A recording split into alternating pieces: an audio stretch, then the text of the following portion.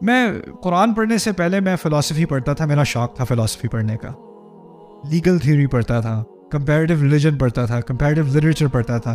جب میں نے قرآن تھوڑی سی عربی سیکھی اور پھر جو الفاظ کی دقت ہے نا، میں اس کورس میں مجھے زیادہ دلچسپی اس لیے بھی تھی. پہلے تو میں نے انگلش میں یہ کورس اس لیے کیا کہ انگلش میں ایسا کوئی مٹیریل تھا نہیں.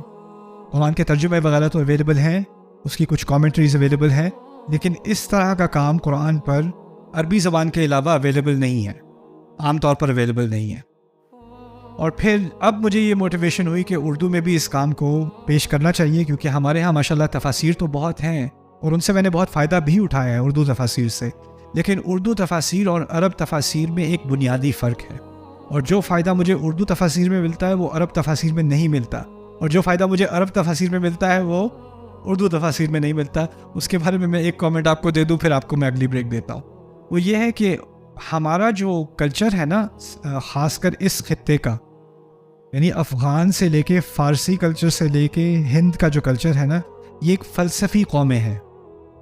اور یہ ایک ان کی تراث میں، ان کی ہیریٹیج میں فلسفہ ہے، تصوف ہے، مسٹس اسپریچویلٹی ہے، ٹھیک ہے نا، اور پھر میوزک ہے، آرٹ ہے. یہ ان کی ہیریٹیج ہے، یہ ان کی پوری تاریخ ہے، اور یہ ہماری تاریخ کا ہی ایک حصہ ہے اسلام سے پہلے بھی.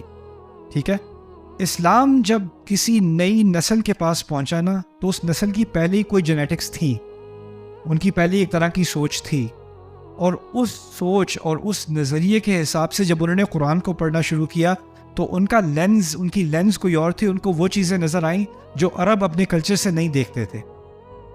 عرب کی ایک خاص لینز ہے، وہ اس لینز سے قرآن کو دیکھتے ہیں.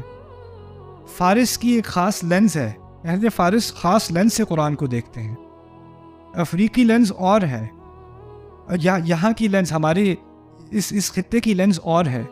تو میں نے پہلے جائزہ لیا کہ ہماری تفاسیر میں جو فلسفی حکمت ہے نا، میں نے کبھی عربی تفاسیر میں نہیں پڑھی، اور جو اجمالی بات ہماری تفاسیر میں ہوتی ہے میں نے کہیں اور نہیں پڑھی. اور جیسے قرآن کی بنیاد پر فکر کی تعمیر کرنا، ایک پوری باقاعدہ محکم فکر کی تعمیر کرنا، وہ عرب تفاسیر میں نہیں ہے. اس کو اس طرح سمجھ لیں کہ کوئی ہیلی کاپٹر سے کسی وادی کے اوپر گزر رہا ہو نا، جیسے ہرنو ہے یا ہنزا ویلی ہے، وہ ہیلی کاپٹر سے کوئی گزر رہا ہے تو اس کو پورا منظر نظر آتا ہے، دور سے اس کو ایک پورا ویو نظر آ رہا ہے. اردو تفاسیر میں میں نے یہ پورا ویو مجھے زیادہ نظر آیا، چاہے وہ ابوالکلام آزاد رحمہ اللہ کی بات ہو، یا وہ مولانا مودودی کی ہو، یا پھر ہماری جو اور تفاسیر امین احسن اصلاحی صاحب کی ہوں، یا انوار البیان ہو، اور ہو جو بھی تفاسیر میں نے اردو میں پڑھی ہیں، ان میں مجھے یہ ایک مشترک چیز نظر آئی. لیکن عرب کے ہاں اس طرح سمجھ لیں کہ کوئی وہ کیمراز ہوتے ہیں نا جن میں زوم لینز ہوتی ہے، وہ کوئی ایک پھول پہ جا کے وہ ایسے زوم کرے کہ اس پھول کی باریک ترین شاخیں آپ کو ایک ایک پیٹر کی نظر آئے، پھر وہ اس کی فوٹو کھینچتا ہے. تو ایک فوٹوگرافر ہے وہ پوری وادی کی فوٹو کھینچ رہا ہے بہت خوبصورت سی، اور ایک فوٹوگرافر ہے وہ جو ایک ایک پھل کے ایک ایک پتے کی تصویر کھینچ رہا ہے. یہ فرق ہے میرے نزدیک عرب تفاسیر میں اور ہماری تفاسیر میں.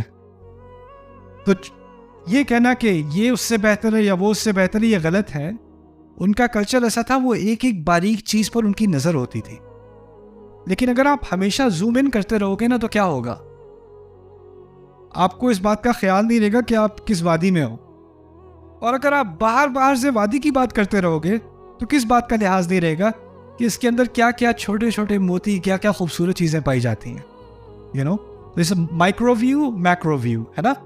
تو میں چاہتا ہوں اب کہ یہ دنیایں ایک دوسرے کے ساتھ ملیں اور ہمیں ان دونوں کا ذائقہ حاصل کرنے کا موقع ملے، خاص کر قرآن کے حساب سے. تو اب اس سیمینار میں ابھی تک آپ نے نوٹ کیا ہوگا ہم ایک مائکرو ویو لے رہے ہیں، ایک لفظ پہ فوکس کر رہے ہیں، ایک چھوٹے سے تقابل پہ فوکس کر رہے ہیں، کیونکہ اس پر انہوں نے بہت اہتمام کیا، بہت زیادہ فوکس کیا، اور اس سے میرے نزدیک تو اس میں بہت حکمت ہے، بہت فائدہ ہے، اور اس کو میں ہائی لائٹ کرنا چاہ رہا ہوں.